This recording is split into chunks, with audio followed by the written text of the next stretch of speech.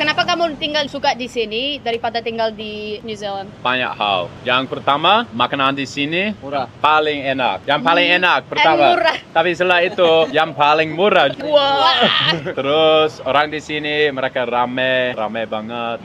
Ramah juga ya, gampang menyapa. Iya, to get to know, welcoming gitu ya. Bali, sebuah nama yang identik dengan surga tropis. Namun, di balik citra kartu pos ini, ada sebuah fenomena sosioekonomi yang jauh lebih dalam. Mengapa ribuan orang asing dari seluruh dunia tidak hanya berlibur, tetapi memilih untuk membangun kehidupan di sini? Ini bukan sekadar cerita tentang liburan. Ini adalah tentang kalkulasi, komunitas, dan sebuah produk gaya hidup yang sangat sulit ditandingi. Mari kita bedah matriksnya.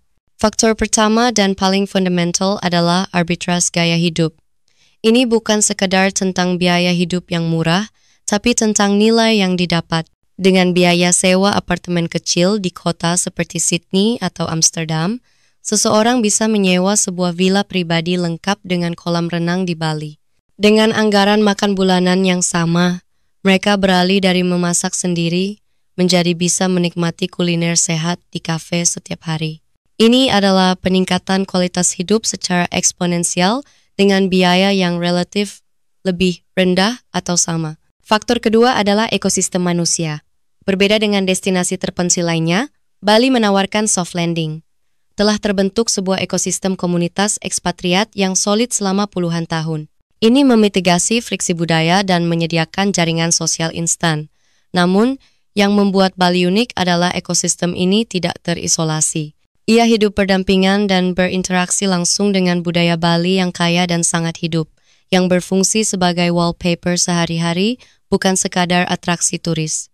Faktor ketiga adalah evolusi ekonomi digital. Bali telah bertransformasi menjadi salah satu hub digital nomad terkemuka di dunia. Infrastruktur seperti internet yang memadai, ratusan coworking space, dan kafe yang ramah untuk bekerja menciptakan lingkungan yang ideal bagi para profesional independen. Mereka membawa pendapatan dalam mata uang asing yang kuat dan membelanjakannya di ekonomi lokal, menciptakan sebuah siklus ekonomi mikro yang subur, terutama di sektor F, B, wellness, dan property. Dan faktor keempat, mungkin yang paling abstrak namun paling kuat, produk bernama wellness.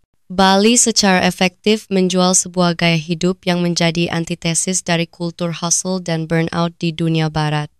Akses mudah ke yoga, meditasi, makanan organik, dan alam terbuka bukanlah lagi sebuah kemewahan, melainkan standar kehidupan sehari-hari.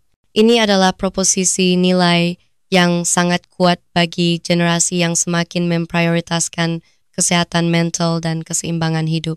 Jika kita satukan semua faktor ini, kita akan melihat sebuah Bali Flywheel Effect atau efek roda gila. Biaya hidup terjangkau menarik gelombang pertama ekspatriat. Mereka membentuk komunitas. Komunitas ini menciptakan pasar dan peluang. Peluang ini menarik para digital nomad dan entrepreneur. Kehadiran mereka memperkuat citra Bali sebagai pusat gaya hidup dan wellness global yang pada akhirnya menarik lebih banyak orang. Setiap faktor saling mengakselerasi. Tentu model ini bukannya tanpa tantangan. Tekanan pada infrastruktur, isu lingkungan, dan gentrifikasi adalah masalah nyata yang harus dihadapi. Namun, dari perspektif analisis, daya tarik Bali adalah sebuah studi kasus sempurna tentang bagaimana kombinasi unik dari nilai ekonomi, modal sosial, dan produk gaya hidup menciptakan magnet yang luar biasa kuat.